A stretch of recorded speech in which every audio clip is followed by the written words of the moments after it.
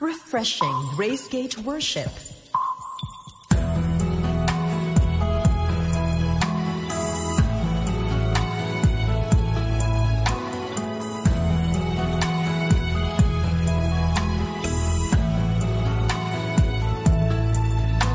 You make all things so beautiful. The bright blue sky, the flowers bloom. Your fingerprints on all creation, so marvelous and true. Okay, masaya yung message natin ng linggo. Tama, di ba? Masaya. Gusto nyo mas masaya pa? Ah. The last time, ano bang gustong tanggalin ng Diyos sa atin the last time? Ha? Doubt. Doubt. Absent ka. Okay. Doubt ang gustong tanggalin ng God sa atin. Let's go to verse 32. As continuation, this is the part 2 of our message regarding stewardship and accountability. Let's go to verse 32. Do not be afraid, little flock, for your Father has been pleased to give you the kingdom. Sell your possessions and give to the poor. Provide purses for yourselves that will not wear out, a treasure in heaven that will not be exhausted, where no thief comes near and no moth destroys. For where your heart is, there your heart will be also. Karaniwan, maririnig natin yung message for the in verse 34. Kung nasaan daw yung puso mo, nandoon yung treasure mo. Okay? Where your treasure is, there is your heart. Yung puso mo, nandoon sa treasure. Pinagtalunan ng isang ng dalawang pastor kung ano ba ang ginagamit, ano bang nauna para sa tao. Yung sabi ng isa na friend ko, sabi niya, dapat sa isip yun manggagaling. But you know, sabi namang isa, actually, yung isa na pastor, kulto yun eh. Yung consider sa kulto. Pero tama siya kasi sabi niya, the Bible says na yung issues of man always comes from the heart. Heart. Yung mind, follow. Kapag wala kang right heart, wala rin. Diba? So, everyone is concentrating on the verse of verse 34. But you know that the message is in 32. Okay? Hindi nilalaktawan nila ito, lalo na ito. Ayan. Isa-isa muna natin. Do not be afraid, little flock. He's not addressing the mega church. Okay?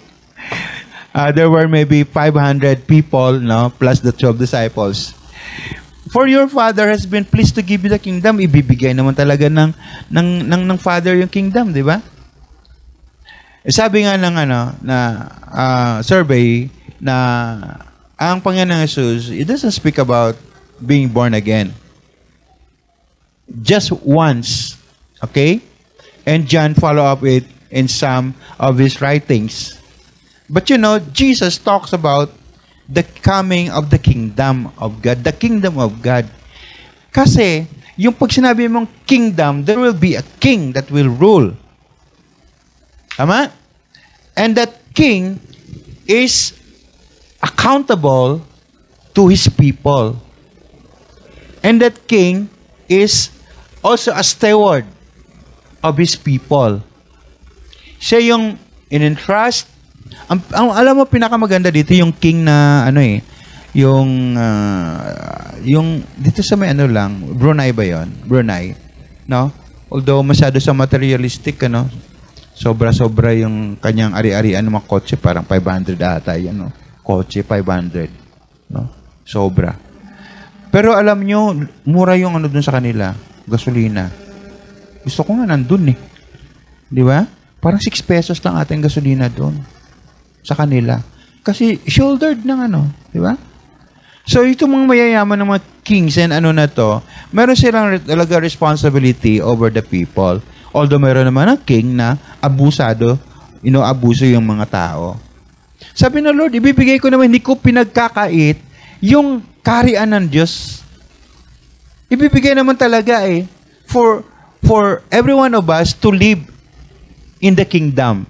And what it is to live in the kingdom. Sa Pilipinas kasi, hindi tayo namumuhay sa isang na may king. Ang meron tayo dito, di ba sabi, King of Kings, Lord of Lords. Dito walang king. Dito merong Lord. Drug Lord. Ano pa?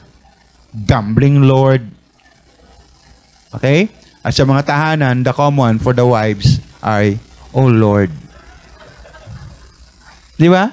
So we are not familiar with, living in a kingdom. No? Living in a kingdom, kaya pa tayo, pag nakakita tayo ng castle, tuwang-tuwa tayo. Pupunta kayo ng Baguio, punta kayo dun sa, anong tawag doon? Hindi. Yung pinupuntahan na parang wala namang kwenta. Ano ba yan? Yung kingdom, Igorot Kingdom. Ay, hindi la alam. Tapos, akyat ka doon, babayad ka. Wala lang, nandun ka lang, pasya ka lang hanggang sa hill, di ba? Pero inayos nila yan. Igorot Kingdom ang tawag doon. Or castle, parang ganyan. So, everyone naman, gusto naman di ba? Ma-experience, no? To be, and what it is to be in the kingdom. Kayo ba gusto ba natin na pa-under tayo sa isang king? Gusto natin o hindi? Our king is Jesus. And he is the highest king. He is the king of kings. Alright? Pag sumulat pala kayo noon, yung king ay capital of small letter K with S. King of kings. Because hindi pwede pumantay. Jesus is the king of all kings. Pero hindi natin naintindihan ang bigat, no? Ang bigat na salita ng Panginoon. Sabi, hindi ko na pinagkakait yung kingdom sa inyo. Kung sa kingdom na yan, kung nyari kay Brunei, Darussalam, sino ba yun? Ang king doon. Ang dami niyang kotse, 500. When you live in a kingdom, at anak ka ng king, which we are anak ng king, we have the access to use and dispose. Di ba? Hindi naman natin i-use yung pagkain, di ba? Natin, ba kayo ng mas matindi pa sa handaan sa Hindi, ang alam nyo lang kasi parang budol fight lang, di ba? Na ganyan. But when we are in the kingdom, we don't, kinakain natin, inuubos natin yung pagkain. Pag nandun tayo sa kingdom, the Lord promises the kingdom for us. Is pleased, to give you the kingdom. Now, sabi niya, you have the possessions. Sell your possessions and give to the poor. Ayaw niya natin ito kasi this is accountability. Naintindihan niyo? Sabi ni Jesus, alis ako, my presence will not be available to you in person, but sabi niya, the widows and the orphans, they'll always be with you. So actually, sabi ni Lord, one of the applications of being a Christian is to take care of the poor, to take care of them. Okay? Habang ko ini-edit yung message sa 1, parang nasasakta din ako doon. Is it offensive to say na kailangan natin abutin yung mga young professional kasi marami silang pera? Di ba yung term? Di ba yung term? Offensive ba to? Hindi. Because sabi ng Lord, si Judas no? May dala-dala ng ng tawag dito, lagay ng pera Kung saan sila pupunta, hindi binabangko kayo. Kasi anytime kailangan nila, bibili sila, di ba? No? Hindi rin sine-check There's always an access. But yun mga kapatid, no? We have the accountability doon sa mahihirap. Church, lalo na Elmo mamaya, tsaka yung natin, the board natin. Dala si Pastor Joshua, may dalang letter. No? Parang solicitation ata yon para sa mga 50 children doon sa may, ang tawag doon? Basta doon. Malapit sa ilog. Ganyan. Kasi may BBS sila. So, it's our privilege to help and to touch the poor. No? Sa ibang mga tao. Okay lang ba sa inyo yung ganon? No? Alam nyo na nag-feed tayo ng 6 months tayo nagpakain every Monday. Nagpakain tayo. Wala naman tayong gastos dun, no? What I did is, I tapped the ministry that does it. No? Yung ministry nila David, no? And with the Singaporean. So, andun lang. Just using the wisdom to tap, some people. Resource yan eh. Di ba? Outsourcing, ganyan. Tayo naman, hindi man kabig na kabig tayo. We need also to what? To share. To share. So, sabi ng Lord, sell your possessions and give to the poor. Baka mayroong kabyang microphone na luma. Na luma na lang kasi, di ba, kumakanta ka sa bahay mo, tapos parang ayaw mo na siya. Dahil hindi kayo magkatagpo sa kanta, at saka -1. Baka gusto mo ibenta. Benta mo, yung pinagbentahan, ibigay mo saan. Pangalawa, provide purses for yourselves that will not wear out. Paano ba yan mag-wear out yung yung mga pitaka natin? No? Ano yun? Sabi niya, a treasure in heaven that will not be exhausted. So, just like this, anong purses na yan? Meron siyang ano ba tawag sa English na yan? Explanation. Or dapat semicolon. Di ba? Doon, sa out. Na, a treasure in heaven that will not be exhausted. Yung wallet daw natin, hindi mawawala ng pera. Although ngayon, halos hindi na tayo nagdadala ng pera. Kasi nagjijikas na tayo. Di ba? Kaya wala tayong naibibigay sa mga nanlilimo sa kalsada. Di ba? I'm sorry, I have no cash. Sabi ni Louie, tanungin mo kung may Gcash siya. So, darating ang araw, Stephen, isasampal na sa salamin mo ang Gcash.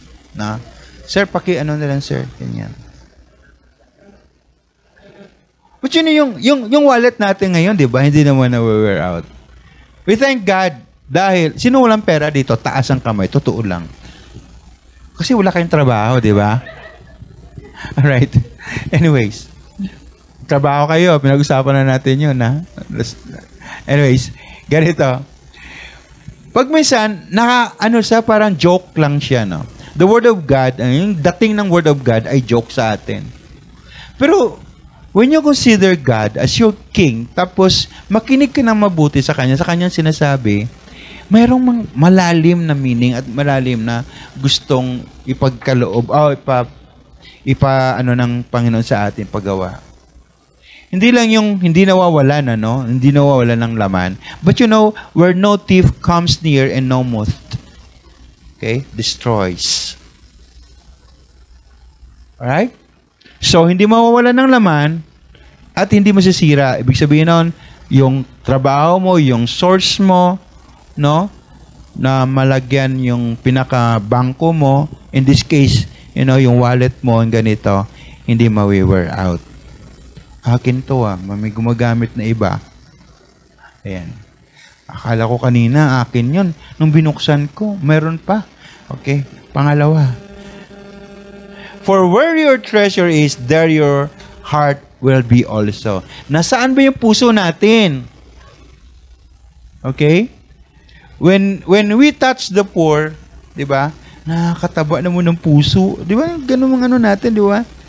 Yung nag-medical mission ka, ang impression natin, saya talaga, nakakagaan. Nakakawala ng guilt, di ba? But kung love mo ito, kung love mo ang church, ay di nandun yung puso mo, doon mo rin ibuhos yung treasure mo. But because you love the Lord, ibuhos mo rin yung puso mo sa Kanya. No? Ganon. Now, for where your treasure is, there's your heart will be also. So, sabi ng Lord, we are addressed as little flock with little faith. Huh? We will try to serve the poor also because they are our accountability. Alright? Mayroong greater sacrifice sa ating mga tinatawag na possessions. Alam nyo guys, ang nag-share sa poor, mayayaman lang. Ibig sabihin nun, pagyayamanin tayo ng Panginoon lahat. Okay? Hindi tayo mga politiko na ginagamit yung poor and then letting them remain poor so that we can reuse them for another election. We are not like that. Nakikita natin yung totoong sitwasyon ng mga dukha sa paligid natin. And hindi naman natin ma-change yung buhay nila. But knowing that there are sons of God, okay, sons of the kings, who are having compassion to touch them, malaking bagay yan. Kung maliit ka, for example, 7 years old, masabi mo na, walang kwentang church na ito. Wala naman ako pakinabang dyan. Pero ang church na ito, parang hindi nga church ito eh. Pero ba't andito lagi sa amin? Palaging tumutulong. O diba? Diba? Diba? Ano sabi ng politiko? Huwag niyong kalimutan yung pangalan ko. Okay? Alumbro. Okay? Sa susunod na eleksyon. Pero yung mga Kristiyano sabi, wag, di ako. It's not me. Give glory to God. Hallelujah. Kay Jesus lang. Kay Jesus. Pero pag minsan, confusing din yon. Kasi hindi naman si direkta si Jesus na migay, di ba? Di ba? Grace Gate Harvest Church. Baka mamaya pupunta doon sa kabilang church, di ba? Sa Livingstone. Right? Sa Grace Gate. Di ba? Pero lahat naman yan, we do for the glory of God. Hey, if the Christian depends on what they can only do, everything will become temporary or temporary. Kapag ginagawa natin yung bagay na yan, hindi konektado sa Panginoon, sa kanyang pag-udyok sa atin, sa kanyang pag-motivate sa atin, sa sariling lakas lang natin yan. Marami ko naririnig na, alam mo, napaaral ko yung mga anak ko sa sariling sikap ko. Yung mga mga single parents, malakas ang ganyan, di ba? Huwag kang mangialam, wala kang naitubong dito o naitulong dito ni katiting na duling na 5. Di ba? Lahat ito, yung bahay na ito, no? Lahat kung anong meron ako dahil sa kasipagan ko. Sabi siguro ni Lord, So, it will become temporary para sa iyo because the Lord has nothing to do with your properties. Okay? Sa business mo, paano mo pinahalagaan ng Lord? Diba? I have nothing to do with that. Diba? Sabihin ko sa inyo, lahat na may business dito. Okay? Monkey business. Okay, lahat na may business dito. You have to honor the Lord. Okay? Kung nagtatites ka, magtatites din ang business mo. Ang sabi ng Lord, ako bahala sa'yo. Where your heart is. Okay? Ako ang bahala sa'yo. Huh? Natutuwa ako ng mga stories of, merong may papalabasan na kami, kaso lang medyo matagal eh. Tapos naka-American, context eh. Buong pamilya sila, given na yung may pera sila. But yung kayaman nila nag-grow. So, ang sabi nila, ang ano man meron kami, hindi amin yon, kay God yon. Hanggang nag-progress ang tapos yung kanilang mga anak, tinuruan nila ng stewardship talaga. Hanggang na nilet go na nila ang company. Although nag-maintain na lang sila ng income nila. But the company progress because of the attitude. Pag pinanood niyo yun, mas lalo kayong And there are, Colgate. Alam niyo ang story ng Colgate, di ba? Although Colgate niyo na-secularize, di ba? Lamuan, yung Lamuan, Shell yun tag dito. Tama, di ba? Lamuan, nag-produce ng Happy Toothpaste. Happy Toothpaste is a Christian, It supports mission. Matindi yung pinagsusupport nila. Na-meet ko yung may-ari, lalo na yung babae. She was one of the professors in Asian Theological Seminary. Pero nag-meet kami dun sa doktor ko, si endocrine doctor. Tapos sabi ni Melchor sa akin, who is the president of ATS, hence, Mrs. Lala, she's happy? Yeah, happy. Wala lang. Simple lang. Di ba? Parang sad siya. Kahit may wala lang ang buhay niya, kasimpleng babae. Pero may-ari pala ng multi-billion industry. You know why? Because of that connection na yung business nila is connected sa Lord. Pero kapag wala ang Lord, hindi mo inuuna ng Lord continually, sabi ni Lord, ikaw lang yun. He is all your strength. And your thing, and your business become temporary. And ang lahat ng ginagawa natin will become temporary. Kasi walang protection galing sa Lord. Now, God is offering us or telling us of an endless resource. No? Endless resource. Yung wallet natin na tuloy-tuloy. Paano magtuloy-tuloy? God will protect yung natin, pinagkakitaan natin ng ating living, no? Buhay. So, one thing also I wrote, putting ourselves in the temporal things that are fruits of our labor is endangering ourselves by putting it on the wrong foundation or foothold. Okay? So, balik tayo doon. Kingdom, dapat tayo? Alright?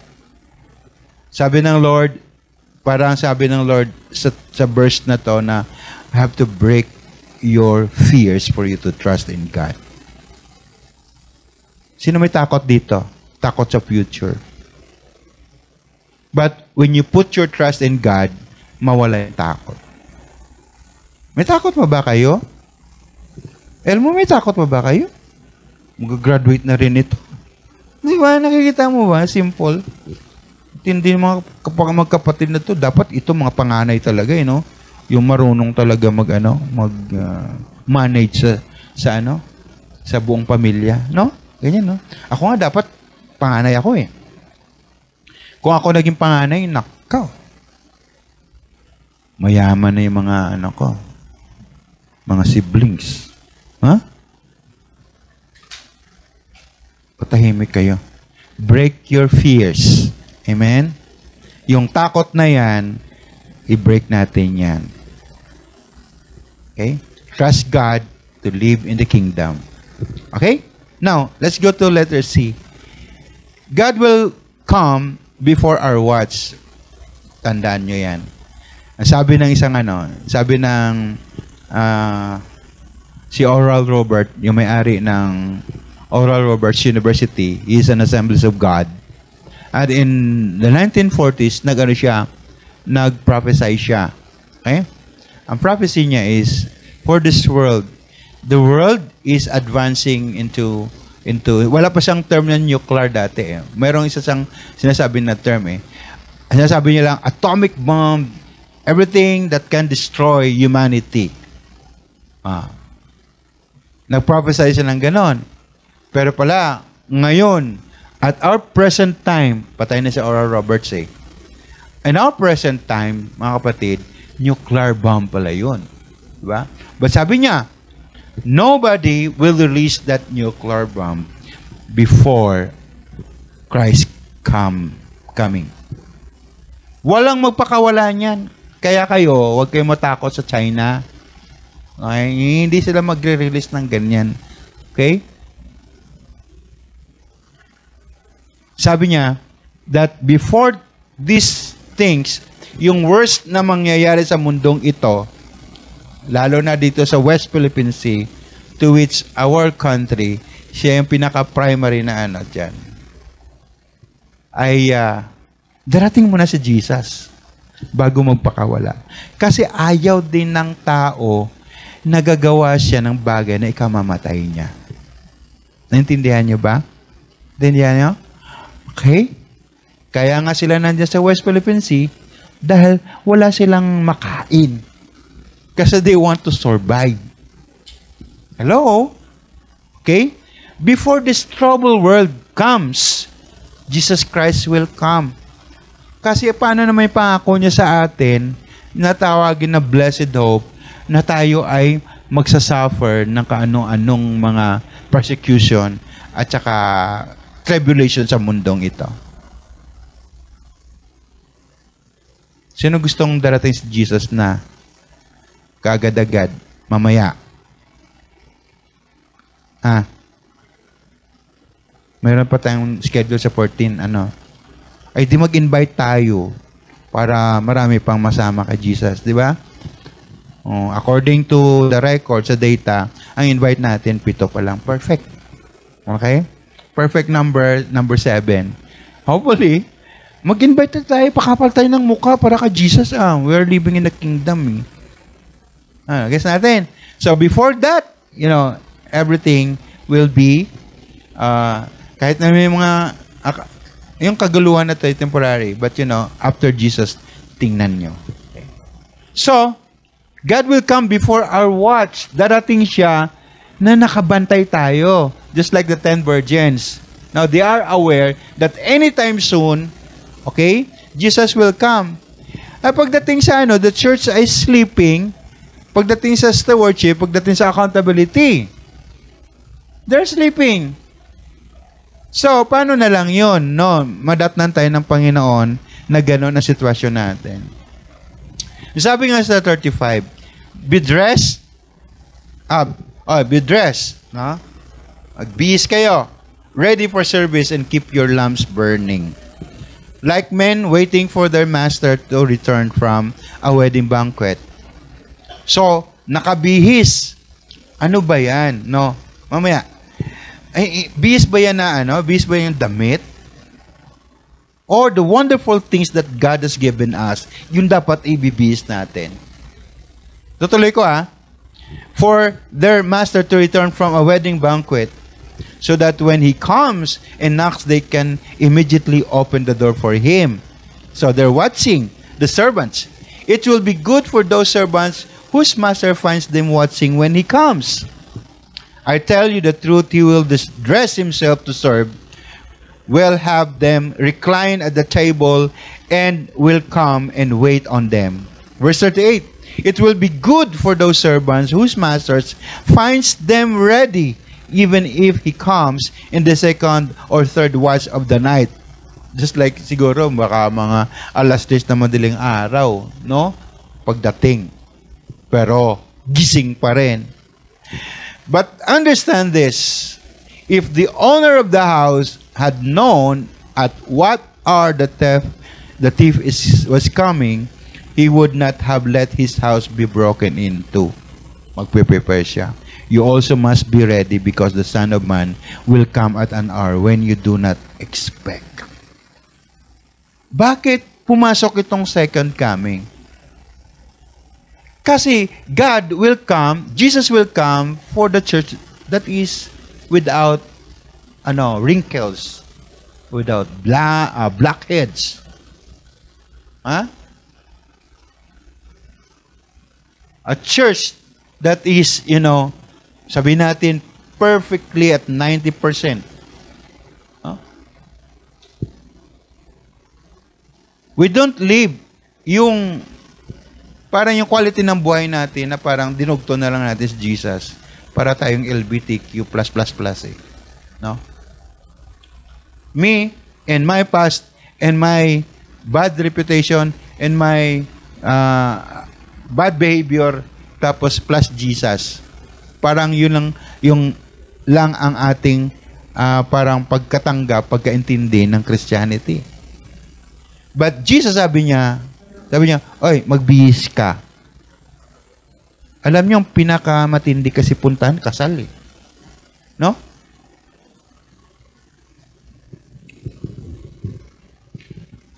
Sa kasal, si pastor, dapat, pag nagpakasal, si pastor, sisingil ng mga 20,000.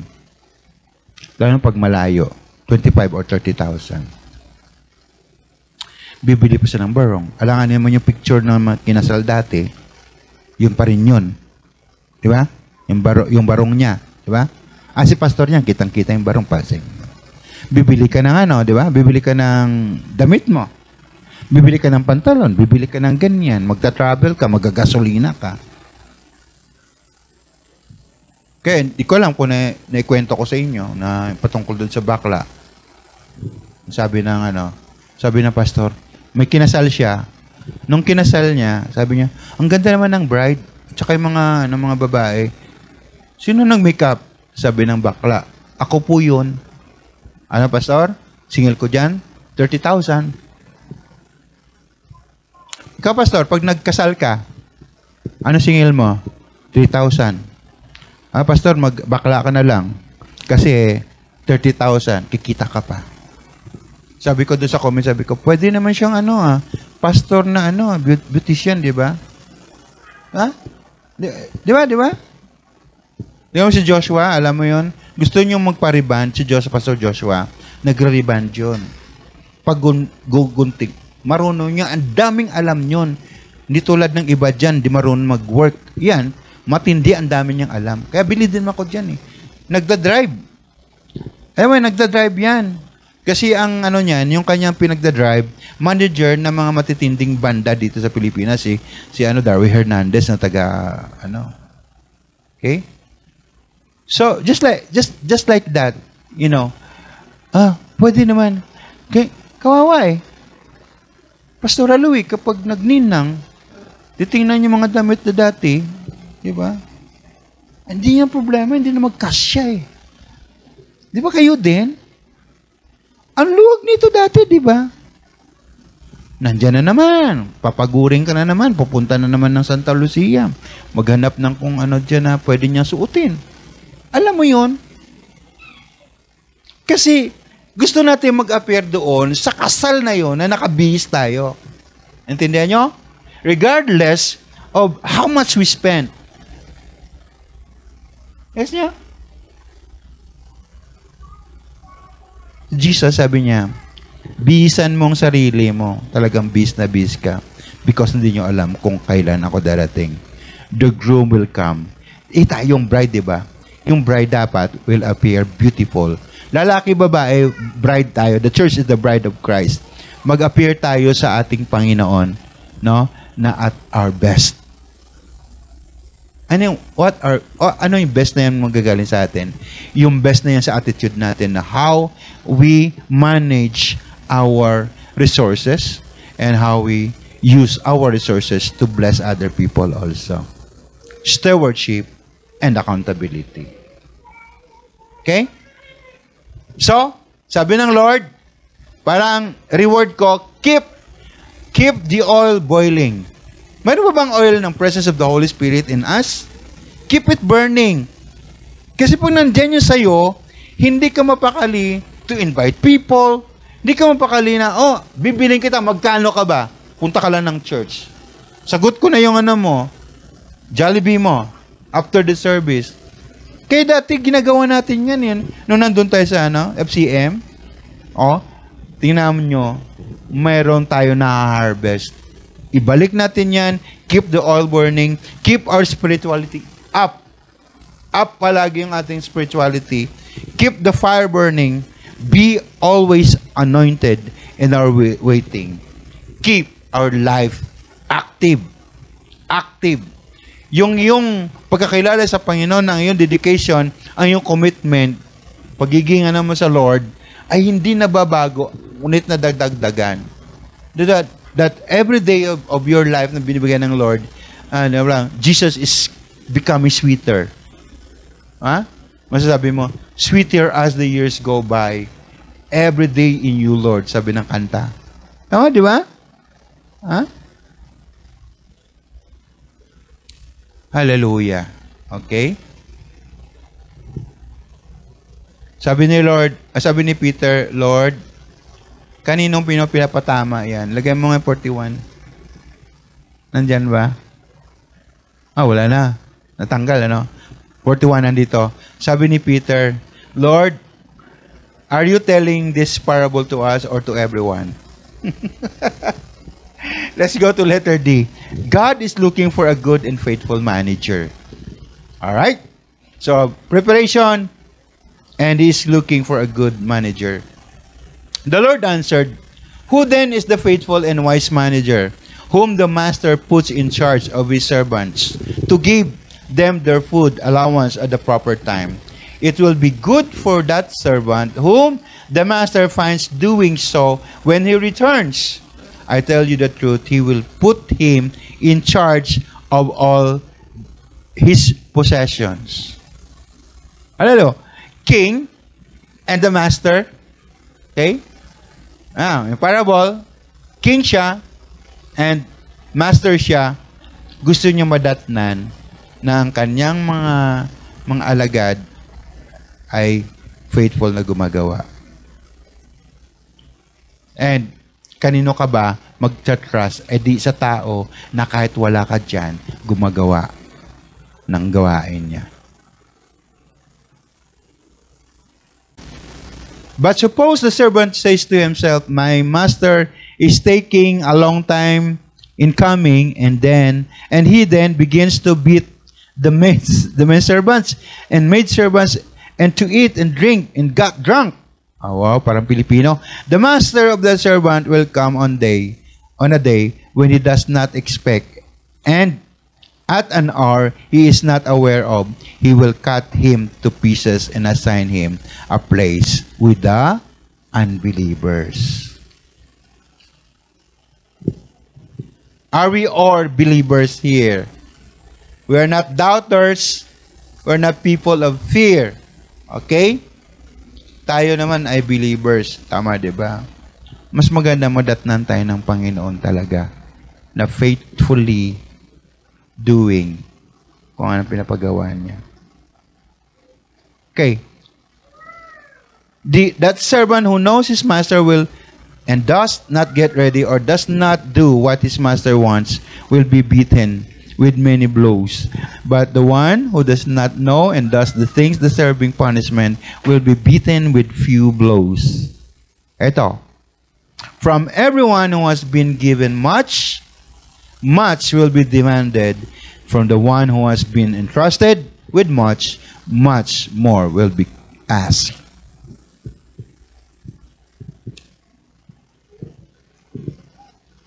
Pag pumunta ka sa isang church na hindi Christian, at may nakita kang mga tao na nagbibigay ng abuloy, tapos ikaw, bakit ganyan lang binibigay nila? Patay ba ang Diyos para abuluyan na lang? Pero ikaw, nakakaalam na hindi tama ang kanilang ginagawa to honor the Lord, pero hindi mo ginagawa, then yari ka. You know, the knowledge we learn dito sa araw-araw, sa preaching, pag hindi natin yan ina-apply, yari tayo.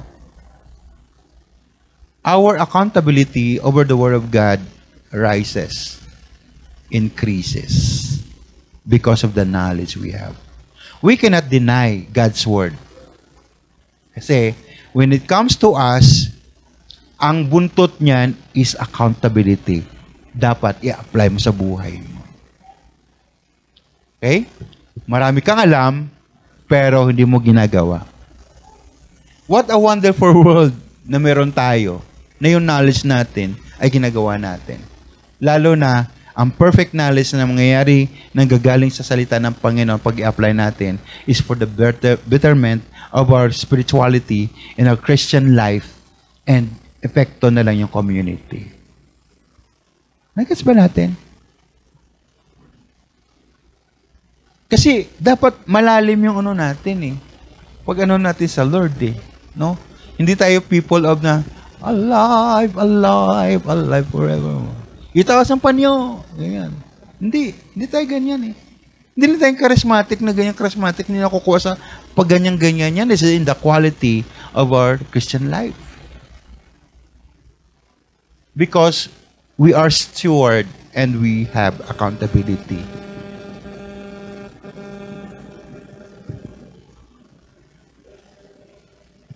Kaya pa ba natin? Pagdating ng Lord, oy, may backlog ka. Wala nang singilan yun. Ang backlog mo, maging backlog din yun. Pero alam ng Lord na nag-promise ka. Tama, di ba? Alam ng Lord yung heart mo, pero hindi mo tinuloy. Diba? Alam niyo bakit? Knowledge entails accountability. And maturity brings accountability also. Kung nagmamature ka sa Lord, nagiging accountable ka sa lahat ng mga bagay.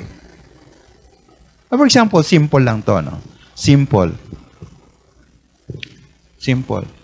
Siguro nakikita ng mga worship team members, no, kung gaano kakukulit. Makulit ba ako? Titingnan ko yung mga gamit, yung mga gadget, na hindi dahil pastor ako, but part of my ministry sa media, di ba? Naghanap ko ng kaparaanan, papaano. Pero pag naiwan mo yan sa church, pagkatapos may alikabok, sasama yung loob mo eh. Bakit? Because of other people, sa member na wala silang wala silang accountability. Di ba? Makikita mo yung ganyan. Kami nang maliit pa kami sa church, inaayos talaga namin yung mga bagay-bagay. Di ba? Yung namin, yung pastor namin, kasi ang janitor namin, isa lang. Pasaway pa, no? Mayabang pa. Kami na natutulog sa church, halos doon na kami nakatira, nag-help kami pag Sabado ng gabi. After ng choir practice namin or worship team practice. Kasi early in the morning, at 6 o'clock, sabi ng tatay, sa window pane, gaganon yan. Tatay ng pastor namin. Hindi tatay ng pastor namin. Ang tawag namin sa pastor namin, tatay. Ganyan. Gaganon yan. Pupunta sa taas ng piano, gaganon yan. Yung fuse, titingnan yan. Yung mga upuan, gaganyanin yan. Tapos sasabihin, huwag ka nga ng basahan. Hindi naman magagalit yun, pero nakakaya. Simula noon, kami na inaayos namin kasi kami din pupunas ulit eh. Naintindihan nyo ba? Kami din uutusan na magpunas noon. Kasi nga, you have to, ready. Accountability. Yung mga bagay-bagay, inaayos, mini-maintain. Amen ba yun? Amen? Yun. Kasi nagmamature po tayo. Alright? Nagmamature tayo. Lumalawak ang ating paningin, ang ating pananaw, lumalawak ang ating puso, at nakikita natin yung mga bagay-bagay sa paligid. Kasi ganito yun eh. In our days, yung mga tao, marunong sila mag-appreciate. For example, may nag-donate sa church. Maririnig mo talaga ang reaction ng mga tao. For example, leaders of the church, or mga namin, auntie namin doon, sabihin yun, Lord, grabe talaga yung heart ng tao na yun, Kaya dahil sa, despite of, sa kahirapan sa buhay niya, but he came up with that thing na maibigay sa church. Di ba, appreciated ka agad. Ikaw, pag narinig mo, wow, hanggang dito na ba yan? Hindi. Pumapasok dito yan, Lord, kung kaya ko, in the near future, I will do the same. Doon pa lang, preaching na yun, doon pa lang nag-learn ka na. And doon pa lang, nagmamature ka na. In our times, wala eh. Dahil siguro ang pangit din kasi pag ang Pilipinas, pinagpala ng Diyos ng economic growth eh. Alam niyo yun? Nawawala na yung mga sensitivity na ganun. Nawawala na yung practice of faith and appreciation of God's provision. Nawawala yun. Tingnan mo yan, In Korea, dati mayaman pa sa Korea. Ang Korea, after the war, 10 years, they built the country. And then maraming churches. Kasi, meron silang problema at may kailangan sila na kailangan ma-comfort sila ng God. Kaya maraming churches. No, ngayon, mga Koreans, progress, ano nangyari? Andiyan pa rin mga churches, pero yung mga people, westernized na. Yung Amerika, ngayon, di ba? Ang Amerika ngayon, because of the economic growth, ay yung mga tao, tinanggap na yung lahat-lahat ng mga ano. Nakalimutan na ng kanilang nasyon ay na-founded ito sa Word of God. Word of God. Diba? And we copy, the Philippines, Word of God also. Pag dumating yung talagang karangyaan, at dito, yung kasaganahan, nakakalimutan yung mga sensitivity natin sa Lord eh. Yung growth natin, nakakalimutan yun eh. Kaya pagdating sa dito, nawawalan ng accountability. Kaya naman yan. Marami kong pera, I can provide. Kaya kanina, natanong ko yun, pag minsan, mahirap mag-appreciate sa mga bagay na hindi naman nating, para hindi tayo part doon. Tulad na ito yung kinikwento ko sa inyo. Kasi mas masaya yung nag-ambag ka dyan, tapos, na-provide ng Lord. Na-guess nyo ba? Because of the maturity and accountability. Pag wala ka doon, wala eh. Wala kang connect. Ha? Pero, kung nagbigay ka, nakabili tayo niyan, nag-sacrifice ka ng isang buwan mo na pananghalian, diba, sinave mo at binigay mo sa ano ng Lord, then you go mature. Your knowledge or your accountability grows. Mabigat ba? Mabigat ba? Pero not too late, no? Magko-fundraising tayo, Pastor. Okay lang? Oo, pa-fundraising tayo. We can buy another. Okay?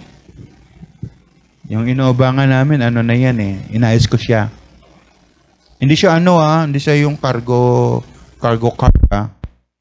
Yung Innova, hindi siya cargo car. Actually, in-upgrade ko pa siya. Nakakapanood na ako ng YouTube dyan. Nakapanood na ako ng Netflix dyan. Ganyan. Gusto nyo? Minibenta ko yung TV, tinanggal ko doon. Lagay natin sa na-receive mo na yung regalo ko sa iyo. Wala pa? Naku, tinago ng tatay mo. Yan.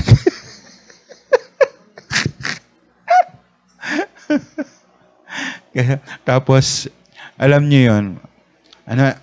Konteksto natin ito eh. No, kwento ako. Wala siyang remote. Ilang buwan yan. Sususian ko lang. Ganyan. Tapos, nawala siya ng relo, nawala din siya ng tenga. Yung side mirror na automatic, ganyan.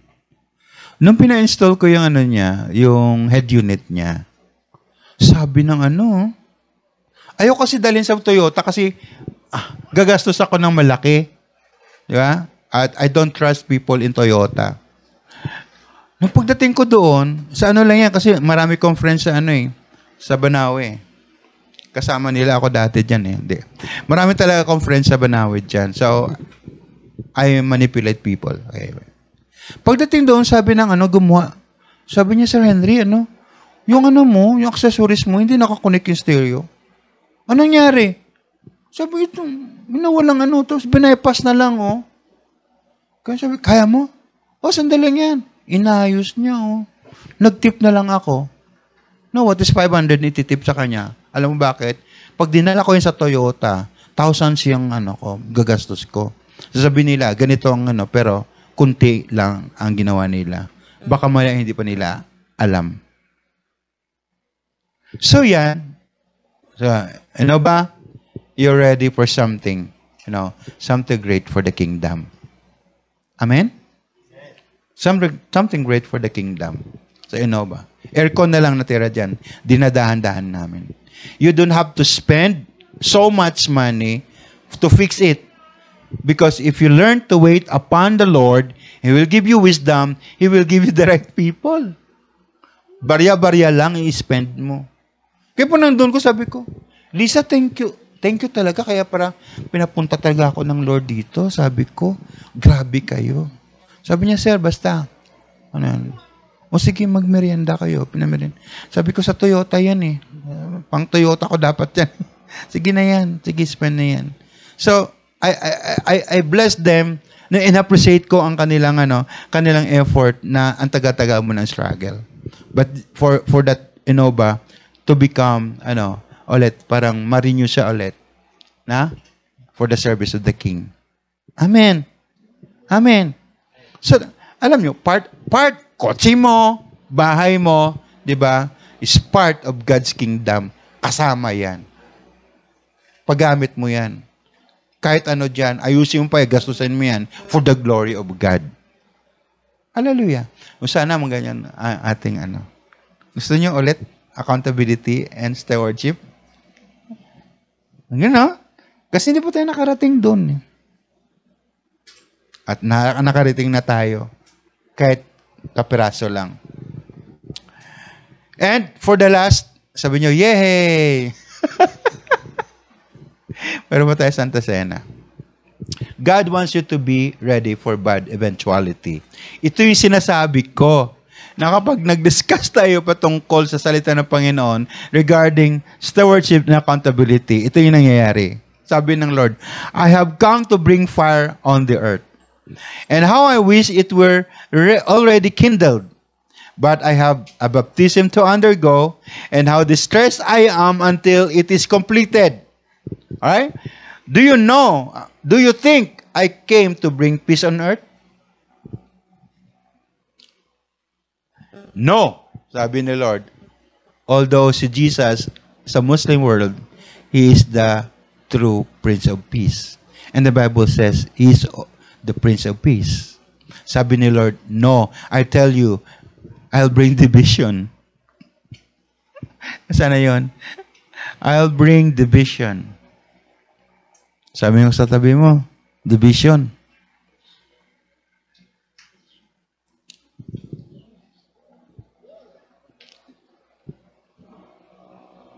"52. From now on, there will be 5 in one family divided against each other. 3 against 2, and 2 against 3. Mag-away-away. They will be divided. Father against son, and son against father. Mother against daughter, and daughter against mother. Mother-in-law against daughter-in-law, and daughter-in-law against mother-in-law." Matindi talaga yung mga in-laws na yan, ano? There will be division. Kapag ang isang Kristiyano gusto niyang mamuhay ng totoong Kristiyano and he will apply accountability and stewardship, merong mangyayari. Merong mangyayari. Hindi people outside, within our family, immediate family natin, merong mga taong hindi nakakaintindi sa atin. And we will never understood by people. Saan yung pera mo? Saan yung 4,000 mo?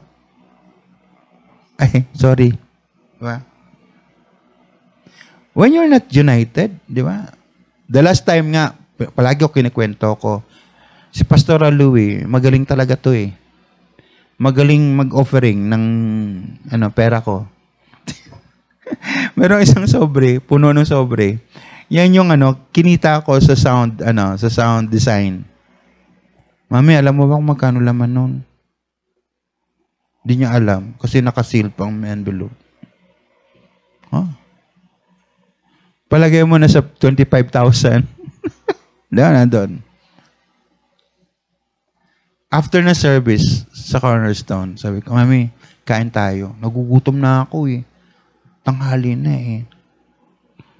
Sagutin pa naman ako. Wala tayong pera. Nasa yung pera? Inaparing ko. Alam mo magkano yun? Pero na sinabi niya, Lord, ko bahala. Kagad at sinayos ko yung attitude ko eh. Pero kapag hindi Kristiyano, tapos hindi naintindihan, magkaiba ang level ng maturity, away yan. Oo, alam ko. May tithes na nga eh, pero yung 100% binigay mo. Diba? Hindi siya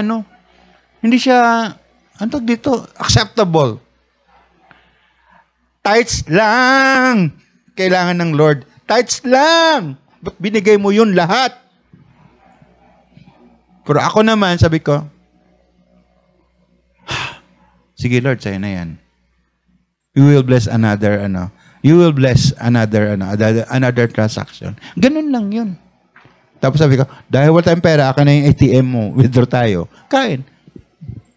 But you know, for a family, a Christian family that has different level of maturity, walang understanding, pagpatungkol dun sa salita ng Panginoon.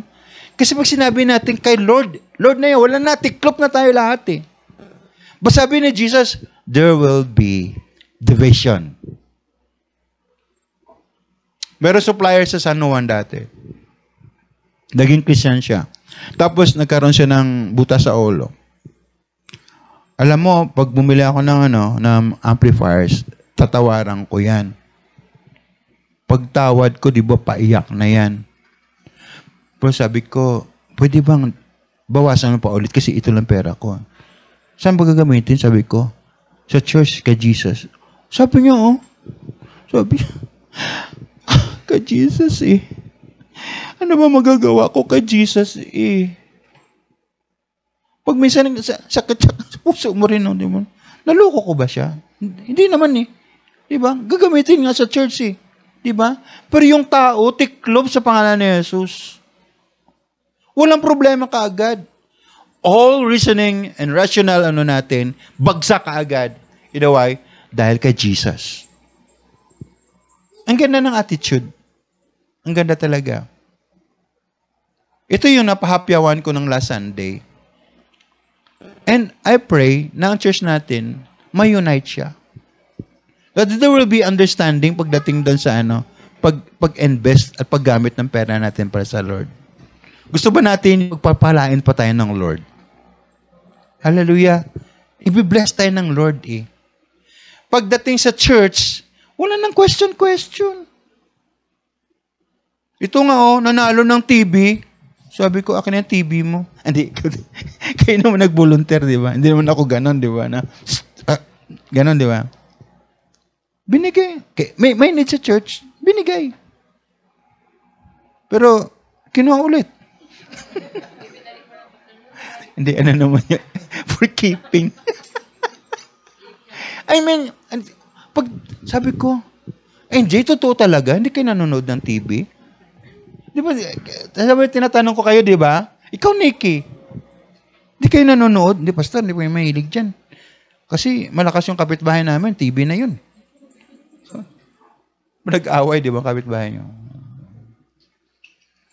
Guys, ganito, for a good church, no, yung talagang, yung church na merong, na merong maturity and steward, magiging steward na tawag ito? A good steward talaga. Yun naman yung ika-count ng Lord eh. When He comes, tatanong niya talaga eh. Paano tayo naging steward sa mga bagay-bagay. Maraming merong, dati nating nagka-question patungkol sa first fruit. First fruit mo na yun eh. Pakialam ko dyan. I'm just a pastor here. Diba? Mag-first fruit ka kung gusto mo. Ayaw mo, wag. Diba? Diba? Stewardship yan eh. But if you want to honor, diba? Alam nyo, dati, si Harold, ganyan-ganyan na si Harold, pero pag minsan tumatama din yun eh. Pastor Harold. Siya, Pastor, first fruit ko yung ito? Projector. LCD, overhead projector. So you go. Nag-first fruit siya, so nagbigay siya. Di ba? Projector. Mahal yun. Nasa 25,000. No? Ganon. Aba? Winala ni Harold at ni Jake at saka ni Dimple. Iniwan lang sa taxi, mga kapatid. Bagong-bago yun. Sabi ko, hindi ako papayag niyan. Kayo, gagawin niyo ulit yan. Bayaran niyo yon. Ayun, dalawa, nagbayad. Kahit hindi na kompleto bayad yon. Pero gusto ko sila tuluan ng stewardship and accountability. Okay? So yung mayroon tayo ngayon, na yan? Dimple and Jake na yan. Ayan. Yan. Oo, ganon. So, yung mga bagay na yan, and hopefully, mga kapatid, sa church natin, as we grow, i-share nyo rin ito doon sa mga bago sa church. Mag-friends kasi kayo. Makipag-usap kayo doon. Kamusta yung mo, yung trabaho mo. Learn to bless the Lord, Yung lahat na nalalaman. Kasi dati, tina-transfer lang eh. Dinidisseminate lang talaga yung information na meron tayo. Kasi ito magiging culture ng church natin. The reason why lahat na church na may F, wala silang, meron lang sila offering box. Balak sa buhay mo. Di ba? Gusto mo mag-escape? Or maging accountable? So do the offering. Walang offering time, mga kapatid. Pagdating mo sa church, Iglesia ni Cristo, bago ka makarating, bago ka makapunta sa pinto para maligtas. Pag wala kang ganon, di ka marunong gumanon, hindi ka makapasok sa kingdom. Nag-guess nyo ba? But basically, yun na rin yan eh. Are you ready? I-ready natin sarili natin to honor the Lord sa ating mga buhay. Amen? Amen? At kayo dyan sa online, no, maging maayos yung natin. Sana, marami magpapadala ng offering sa Gcash natin sa mga messages na ito. Anyways, let's all stand up and thank the Lord. Refreshing Gracegate Worship.